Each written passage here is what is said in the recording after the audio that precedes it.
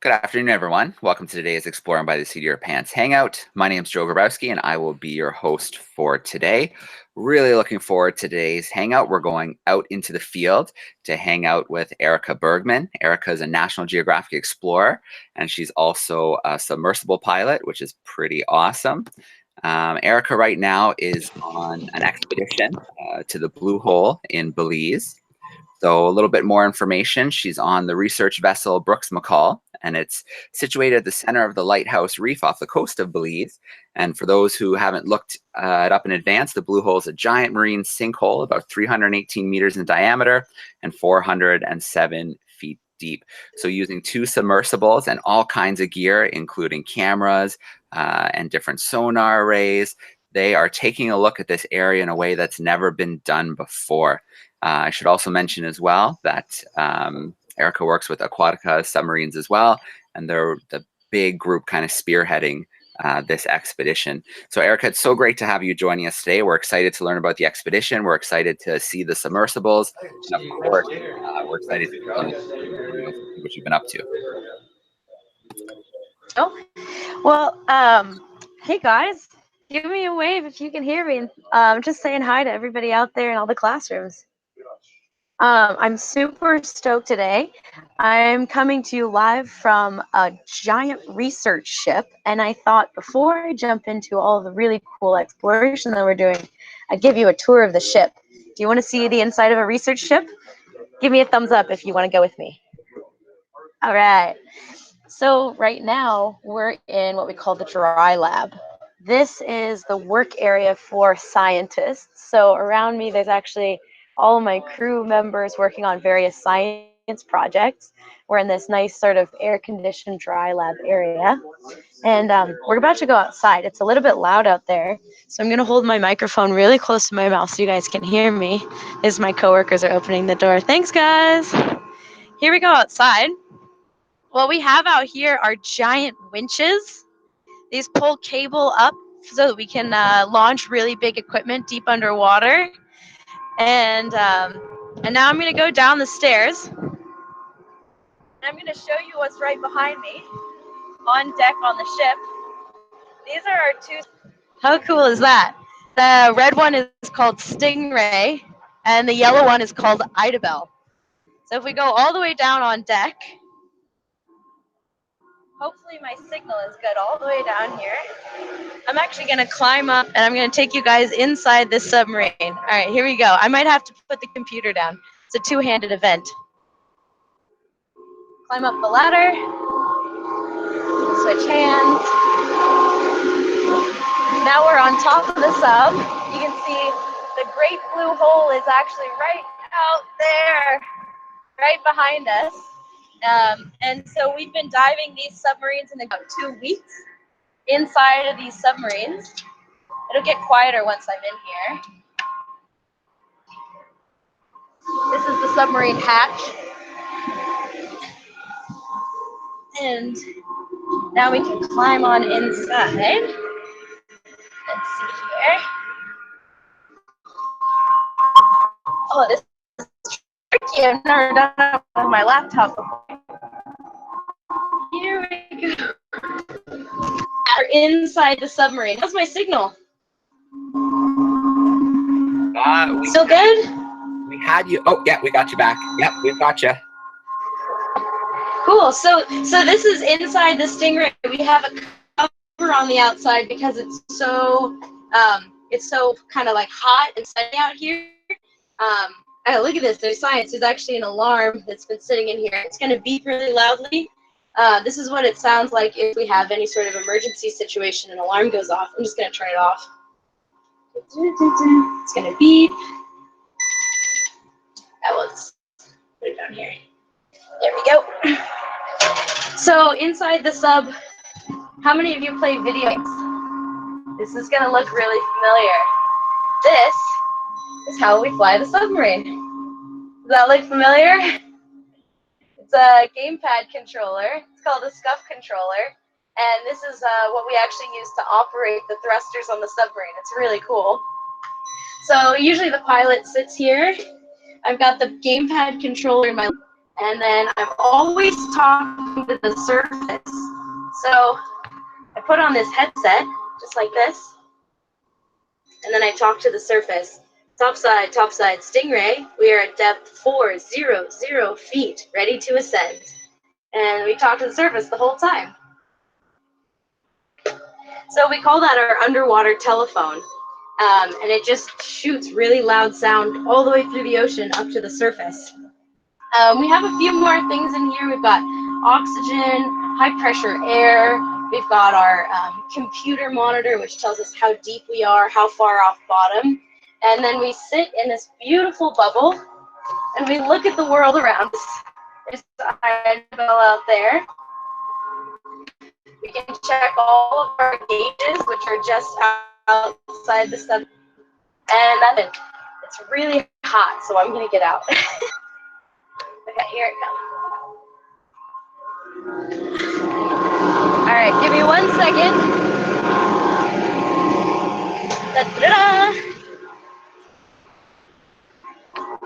How cool is that? So now we're gonna climb down off the Stingray. I'm gonna take you back inside the ship. Fun for me, guys.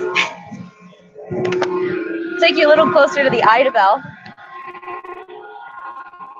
This is the second submarine.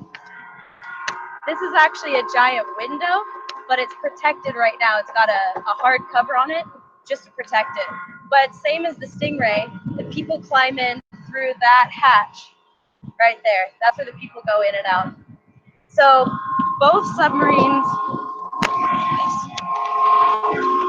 submarines carry 3 people, and the Stingray goes to 500 feet and Idabel goes to 2,000 feet. Go. Lots of equipment. Now we're headed to the back.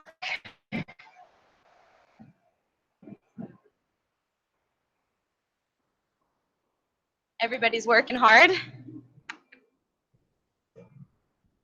Uh-oh. How long ago did we freeze? Joe, We how lost long ago did we for a freeze? minute, but we never lost the audio. Oh, perfect. So we're back in. This is the galley. That's where we sit and eat. Over there, we even have a walk. We have our own private cabins. Well, we share them. Each set of 2 people has a cabin. And back up here, we're back in the dry lab. So I want to introduce you to somebody. Carl, you come say hi. So that yellow submarine that I showed you, Idabel, that one's actually piloted by this fine gentleman over here. This is Carl Stanley. Hello. Carl, I'm going to hand you the, well, let's just take these out.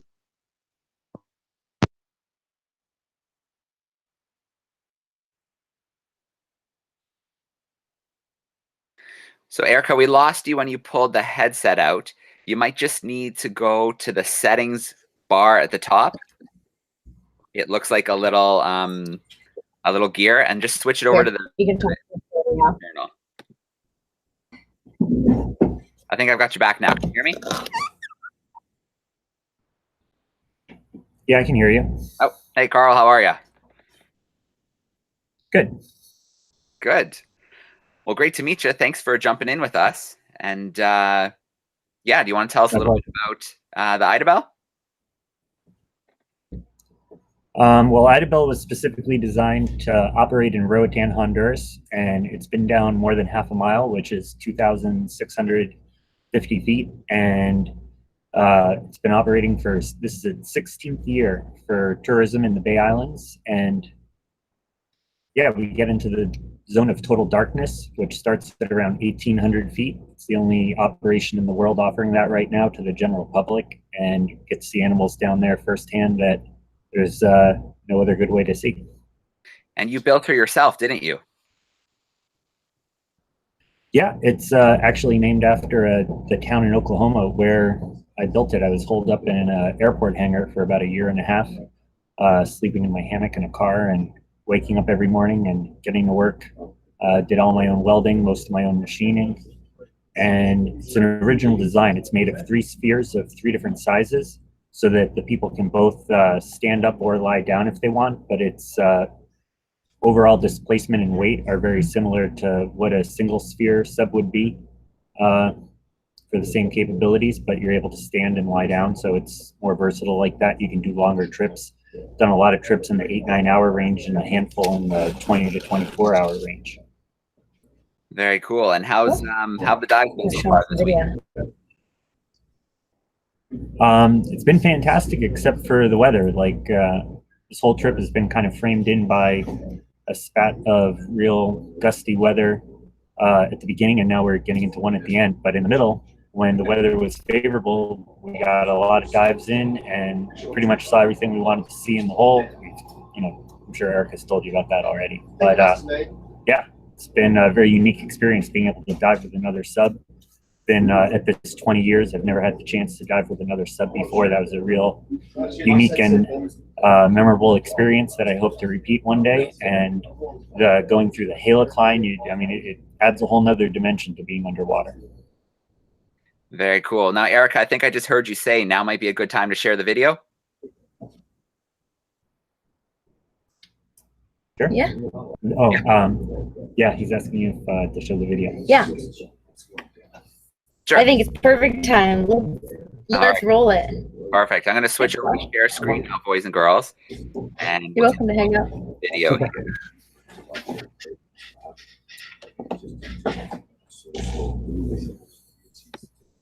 All right, here we go. It should be full screen now, and it should start playing.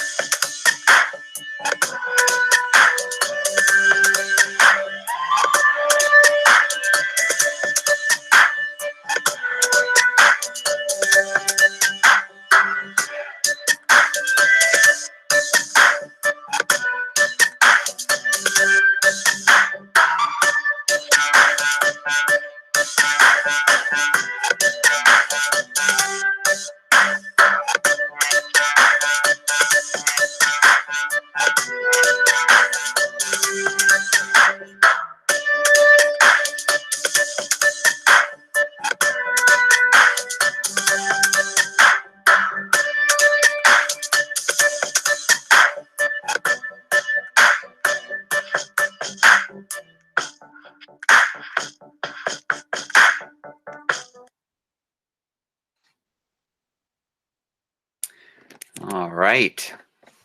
I'll just stop that screen share and come back quickly. There we go. Really cool clip. That's pretty much a dive. Yeah, sure. That's a dive start to finish. So we start up in the sunshine. We end up where it's down, where it's dark and green and silty, and then we come back up through those beautiful stalactites. Very cool. So maybe I'll pop up the pictures and then we can switch gears and let the classroom take over. Yeah, let's do questions. Yeah, do you want me to share the pictures you sent, or should we just go right to questions? What do you think? I bet I can answer the questions with some of the pictures. I might just say, will you show this one as I answer a question? Let's do that. I like that plan. All right. Well, boys and girls, let's get some questions going. Let's go to our first class. Let's start off. Mrs. Olson's class, grade 5, is joining us in Rochester, Minnesota. Let me turn their microphone on. Minnesota. Yeah. Well, where are they? I can't reach them.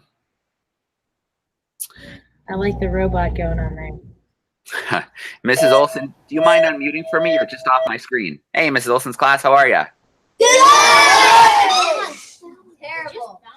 So, have you ever found? We can hear you nice and loud.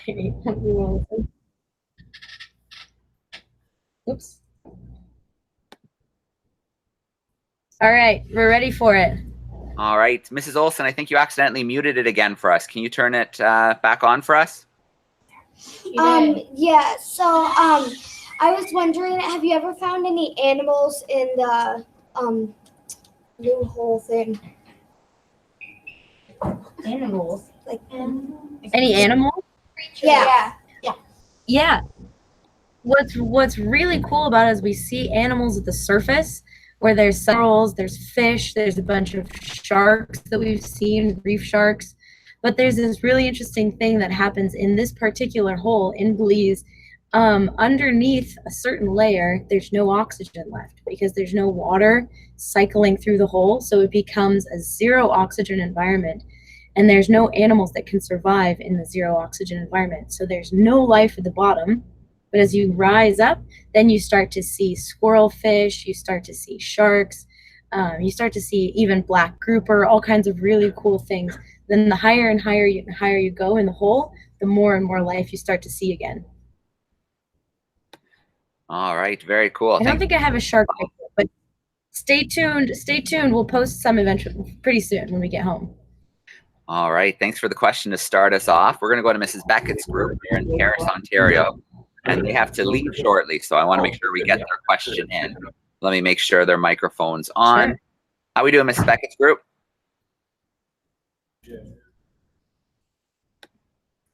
Ontario. Try that again. Ah, the microphones just aren't cooperating with me today. Mrs. Beckett, do you mind turning your microphone on for me? Ask her. There we go. Hey, boys and girls. Hello. Hi! So what caused? Hey, Ontario. What caused? What? Oh my God. What? Don't be shy. Go ahead and ask. Hi. What caused? Oh my God. What caused the blue hole? Hello. Oh. What caused the blue hole? Oh, that's a great question. It looks from when you're Joe. Do you have a picture of the blue hole from above? I do. Let me open that up for you. Thank you. I'll Gonna, just chat about it while you're looking. It's well, if there's not one, that's okay. Just No, a I've got it. submarine kind of in there. Oh, perfect. there. Okay, you have a question? Come on. Yeah, that's the one. That's the Great Blue Hole. So it used to be a cave. Can you imagine a place where there were a bunch of bats and a bunch of mammals living in a giant cave with stalactites? This was a giant cave just like that. It was about 14,000 years ago when the last ice age was kind of at its just at the end. The ocean was about 500 feet lower than it is today. It's feet. That's like a many-story building. So the ocean has risen, and as the ocean rose up slowly, the cave started to collapse in. And eventually the ocean rose up so high that the entire ceiling of the cave collapsed down in a perfect circle.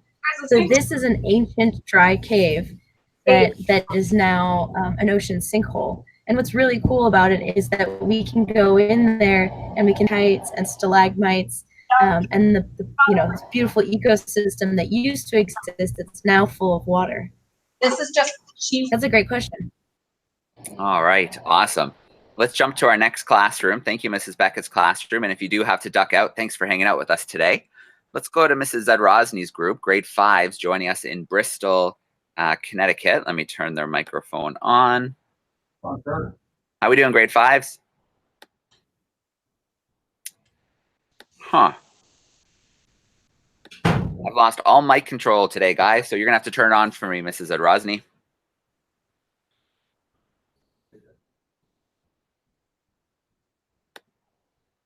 There we go. It's on now. How we doing, grade 5s?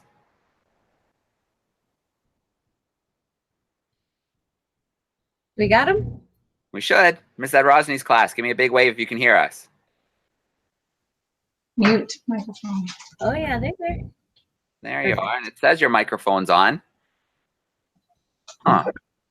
Again, Steve. There, I can hear you now. Go ahead and ask your question. So the question is, have you? All right, Mrs. Rosny, I don't know what's up with your microphone, but it doesn't seem to be cooperating with us right now. So if you want to try and type it into the chat sidebar, then we'll make sure we get it in for you today. And I apologize, boys and girls. Usually we can control the microphones on my end, but they're just not cooperating with us one bit at all. So we'll try Mrs. Bueller's class. They're joining us from Peterborough, Ontario. They're a grade 4-5 class. No, excuse me. How we doing, Peterborough? Hey guys. All right, your microphone's definitely cooperating. Who's got a Welcome question? to our ship. Ken, sit down. Okay. Take a seat. Excuse me. I can't. Let's go. Yes, you can. Hello. All right, I'm we're ready sorry, for your first question. Okay, who's got the question there? The question for the scientist Me. working in the blue Oh, hole. wait. That was a great Yes, question. Ellie. My question is, what created the blue hole? What created the blue hole is the question. Well, we just chatted about the collapse of the ceiling of the Great Blue Hole. So maybe you can rewind a little bit and review once we go over class. But one thing that I wanted to tell you guys about the Great Blue Hole that's been really fun is that we have 2 different submarines that are diving into it. And so the Great Blue Hole is 400 feet deep right now. If you were in a swimming pool, you could only dive, 15 or 20 feet down. But what's really cool about our submarines is that we can dive hundreds of feet down into the blue hole. And you don't have to hold your breath. You remember that hatch that I went through and closed out on the tour?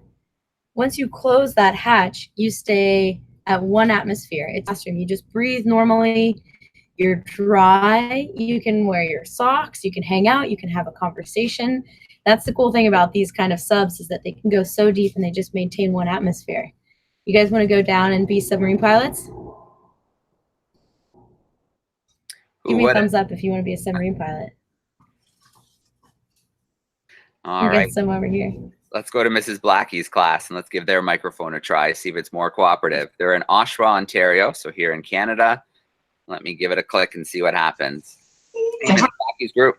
Hi. My question. Hello. Hi. My question is, have you found any fossils? Oh, that's a great question. Carl, we found any fossils?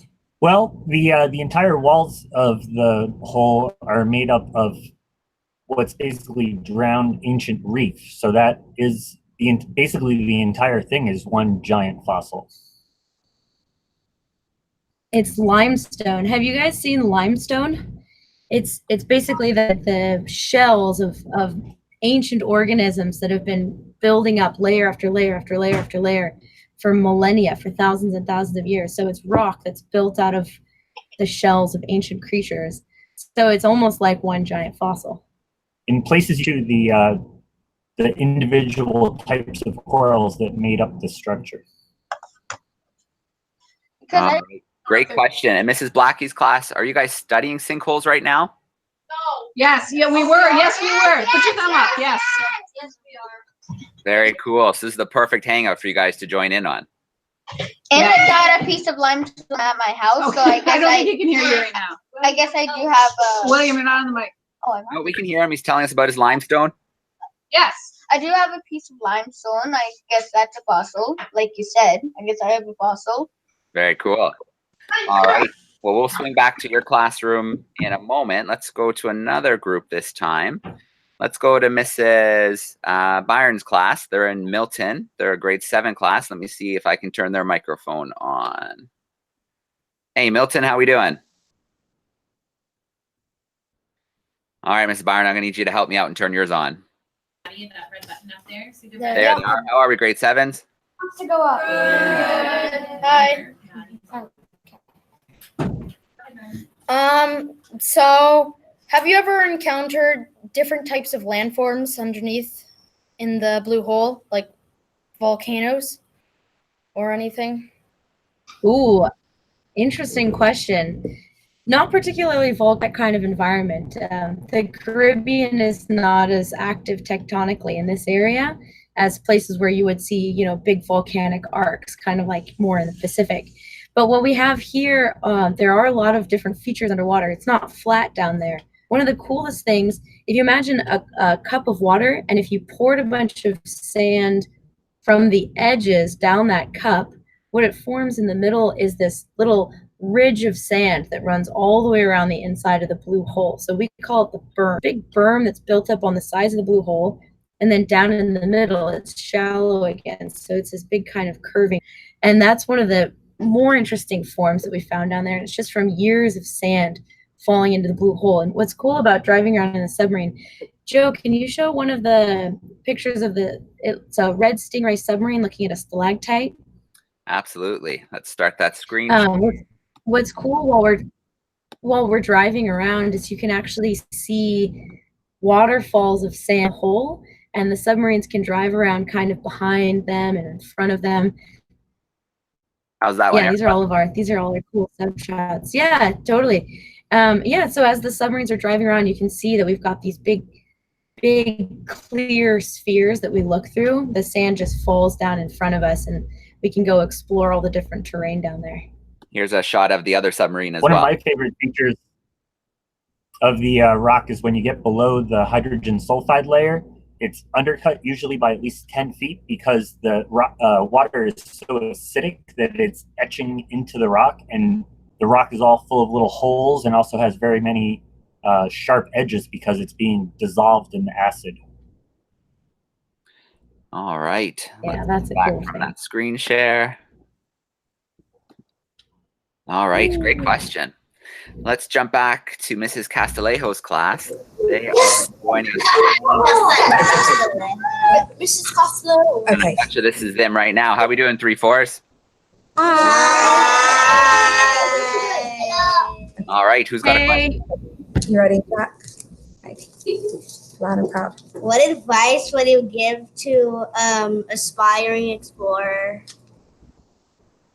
Did you hear him? That's a great question. Yeah, I did. What advice would you give to an aspiring explorer? Most of all, I would say that everything that you're curious about is totally worth being curious about. And if you have a sort of a desire to go out into the world, go out and explore it. But even if you don't have a scientific question, it doesn't mean that you have to stop there. You can go start exploring, and you'll come up with questions along the way. You almost come up with the need to go out and search for questions before you even have a scientific question to answer. Yeah, it's funny Erika said that, because the first word that came to my mind when you asked your question was curiosity. And I think it was the second or third word out of Erika's mind. Really, to be an explorer, you have to be curious about something. You have to find something where people don't know the answers because they haven't gone there, and then be curious enough that you're motivated to go and find out. All right, great advice. Yes, it's all about learning. So Mrs. Adrosny, that was a good question. I love that question. It was a great question. Mrs. Adrosny, I want to check in with your class one more time. We just, the microphone didn't work. Do you want to try and turn it on for us and give it another go? See if we can get your question. Or Mrs. Adrosny, I think you know there's the blue chat sidebar on the left. You could send us a question there. We'd love to get a question from the group in Bristol, Connecticut.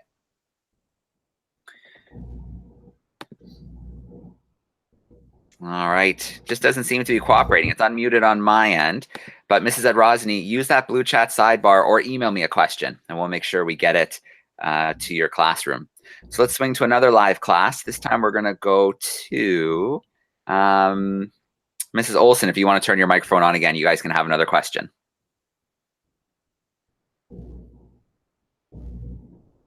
There they are. Speak up. What makes the Great Blue Hole blue? Like the dark blue. Oh, really interesting question. It's actually basically just depth. When you see from above that big, beautiful drone shot, what you're seeing is it's kind of like pale and white outside of the hole.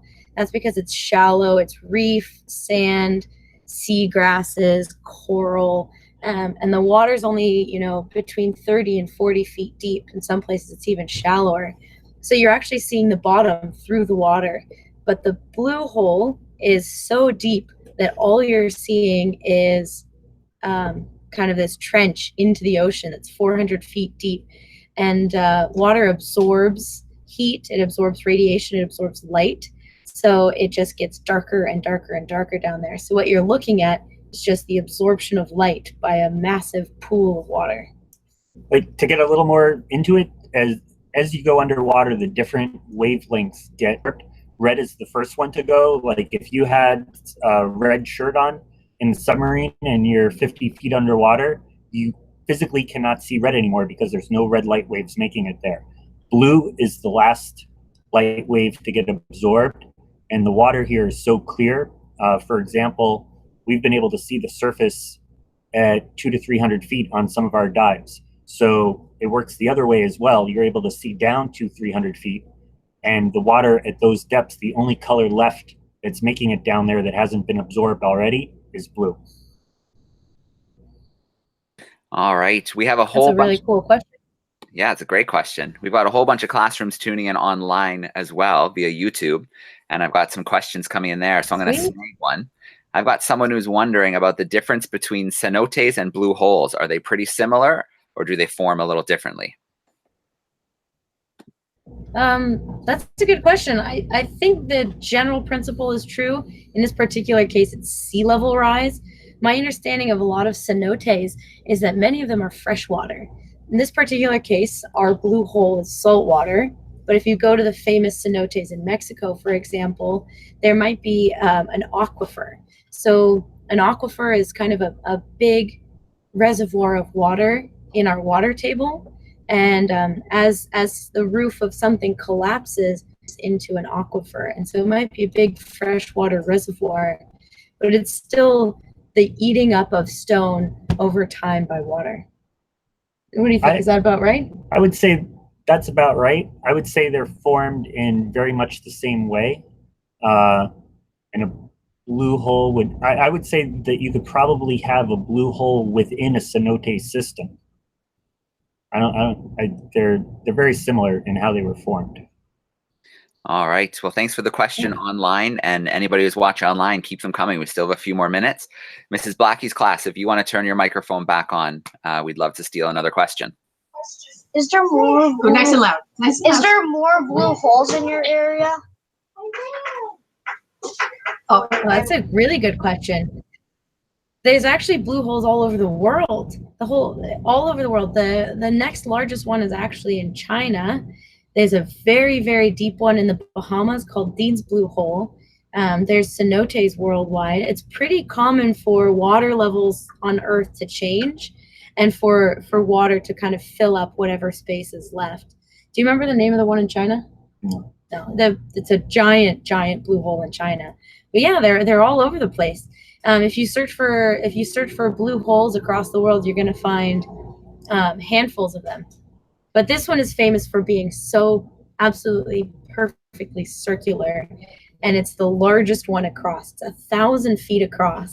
So when we're driving around in our submarine, we actually do loops around the blue hole, and it takes us just about an hour to fly our submarine all the way around the circumference of the blue hole. What's really crazy too is you know that it all used to be part of a larger cave system, and you can see where the floor or the ceiling slopes away into what was the rest of the cave that over tens of thousands of years has been filled up by sediment filling it in. So, I mean, if 10,000 years ago or 12,000 years ago when sea level was 400 feet lower, people could have been walking around down there at what is now the bottom of the blue hole, but even a couple hundred feet below that and connected to other cave rooms that are all filled in with sand now. All right. Very cool. Great question. Mrs. Castillejo's class, do you want to turn your microphone on again for us? There they are. Hello. Loud and proud, Anna. Hello, my name is Anna. I want to hear about the most interesting thing you've seen under the water. Ooh, that's a big question. The most interesting thing here, or the most interesting Here or underwater in general? Underwater. In general. in general? It's hard because we see so many interesting things. Every single dive is absolutely different than any other dive. But I think I always go back. One of the most interesting things I've ever seen is in Vancouver, Canada. I know there's a lot of Canadians in here, but we have this really, really bizarre animal called a sponge, and it's the one of the very, very, very first life forms on planet Earth. The first sponges are they're enormously old. An individual could be several thousands of years old by itself, and they look like weird trumpets. They don't look like animals, but they are in fact an animal. I think that's one of the coolest things, and one of the most interesting things I learned about these big glass sponges. They're made out of actual glass. They absorb silica dioxide from the water, and then they build their skeleton out of glass. But what makes me think that they're, kind of like us is they cycle water, and if they get too much silt in their pores as they're cycling, they can actually sneeze the silt out and then start pumping water through again. So they sneeze, which I think is pretty cool. I get in quite a lot, and interesting is relative to how many times that you've seen it. A part of being an explorer is satiating your curiosity, and if you've seen something 10 times, no matter how amazing it is, it's not as amazing as when you saw it the first time. So I like to rephrase that question in terms of, like, if I could do one dive over, and my most favorite thing that I ever saw or experienced underwater, it was diving at night at the tip of the island, and there was a little bit of current and a full moon, and with no lights on the submarine at all at 500 feet, you could still see hundreds of feet around you as you were getting moved by the current next to a vertical wall, and the bioluminescent animals in the water were hitting the wall in the current, and the whole wall was sparkling. And that was a really magical experience, which I didn't expect at all. That's cool. That's really cool. Oh, wow, that sounds amazing. I'm jealous. Mrs. Byron's class, if you want to turn your microphone on one more time.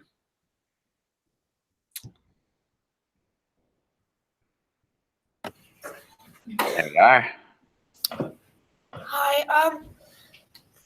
How deep can one of your submarines go before it is crushed by pressure, and how thick is it in terms of, layer? Yeah, the materials. That's a really cool question. Well, our two submarines are different. The red one has a big clear bubble. That bubble, it's acrylic, it's plexiglass, it's actually plastic, and it's 2 inches thick. And we dive down to 500 feet with that 2-inch thick acrylic sphere. It could go much deeper, but we have a very high safety factor. So we just limit how deep we actually go in that one. And Carl's submarine, Idabel, is steel.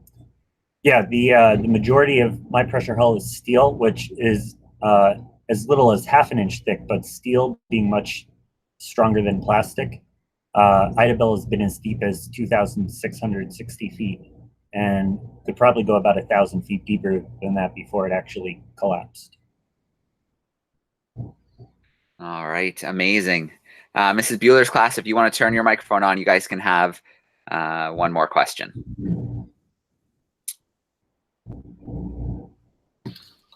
There they are. What kinds of Pacific types of animals are there in the blue hole? And I'm going to add on to that because our grade 4 is just starting ecosystems. So I was wondering if you could also speak to a couple of ecosystems of those specific animals that you mentioned. Sure. Well, this is the Caribbean is a lot closer to Carl's home, so I'll let you talk about the ecosystem. Well, we have shallow water reef surrounding the blue hole, which is basically the same ecosystem down to 300 feet everywhere around here, because there's still photosynthesis. So you can still have plants and algae, which is a plant, and blue hole, it's in the shadows more of the day. So I would say the majority of the animal life that is left are encrusting sponges and some plate algae. And you see some squirrelfish, which go rather deep, and some jacks and hermit crabs. But generally in the hole, there's less life than outside of it because it's more or less cut off from the rest of the ocean. Most of the life in there is in the top 100 feet, I would say. Speaking of hermit crabs, Joe, there's a picture in there. The hermit crabs around here, I bet you guys have seen hermit crabs, but they're probably pretty small. There's a hermit crab picture, and the crab is actually in the shell of a conch. It's a huge hermit crab. They get really big around here. Maybe you can find that hermit crab. We found it inside the kind of the sloping slab of rock. Definitely deeper cave behind that, and there were just a couple of hermit crabs chilling. Yeah, there he is. So that's a conch shell, but the conch has died, and the hermit crab has taken over the shell as its little home. So that guy is probably about I don't know, probably 11 or 12 inches long. That's a big hermit crab. Kind of 180 degrees off of what life we see down there is what evidence of death we see down there. And nobody really expected or thought much about it until we started tooling around down there, and we realized that the blue hole actually serves as something of a conch death trap, where the walls are so vertical and the drop is so big that any conch that unknowingly wanders to the edge and falls in probably has a 0% probability of ever finding its way back out. And especially on the two sides where there's a channel entrance, there's literally thousands of conchs stacked up dead. And you also see their trails at the bottom where they were looking for a way out before they basically suffocated in the oxygen deprived layer. All right. Well, we kind have of grisly, but that's the truth of the ocean. Hey, the ocean's not always a friendly place. We do have one more question from online that I want to put in before we sign off for today. And the question online, they're wondering about each one of you, what is the longest dive you've been on? The longest dive. Well, I think Carl's got us beat. My longest dive is, I don't know, somewhere around 7 or 8 hours. And that's a long time to be in a submarine. We actually ended up taking turns taking naps and just eating Cliff Bars and hanging out, waiting for things to appear in the night. So my longest dive is 7 or 8 hours, and as Marines, they're not very big, and they don't have a bathroom. So 7 to 8 hours is just about as long as I wanted to be in that submarine. And I've done a couple dives of 20, 22 hours. The main difference of why it's easier to do an Idabel because you're able to lie down in there. So for long and stand up. If you have to just sit for a long period of time, they both have similar amounts of life support and are theoretically capable of supporting life for the same amounts of time. It's really a comfort factor, and being able to stand up or lie down make all the difference. All right. Well, first of all, there's one other might be interesting since nobody asked, but it is what we did see down there, like we see everywhere in the ocean, were Coke bottles and plastic. So use your metal forks and take your reusable water bottles, and the Great Blue Hole will thank you. All right. Yeah, the Blue Hole is a pretty big tourist destination. Do you think that's just stuff that drifted there, or do you think people actively dropped it off the boats? No, it's definitely just drifted. I don't think any of it's malicious, but we definitely see a lot of it. It's actually a lot cleaner than places that we both see normally. You can tell that people actually are trying to respect the place for what it is. Yeah.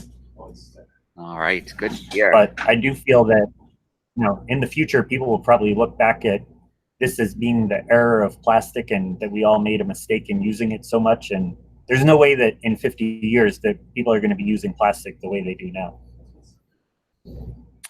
Yeah, no, that's an absolutely great point. There's very few places in the ocean you can go and not find plastics, whether it's bigger pieces or microplastics. So Yeah, we're definitely not using it the way that we should be for something that can last for so long. So first of all, boys and girls, thank you so much for hanging out with us today and for the great questions. Thank you for putting up teachers with the microphones today. I'm not sure what was up with Google Hangouts today, but the microphones were being a little tricky. And Erika, thank you so much for organizing this event. And Carl, thank you so much for joining in with us today and sharing some of your expertise as well. All right. Well, nice to meet you all. Thanks for coming out on our trip. All right. The last thing we'll do, boys and girls, if your teachers can all turn the microphones on and then get really loud there. Nice goodbye and thank you to Erika and Carl.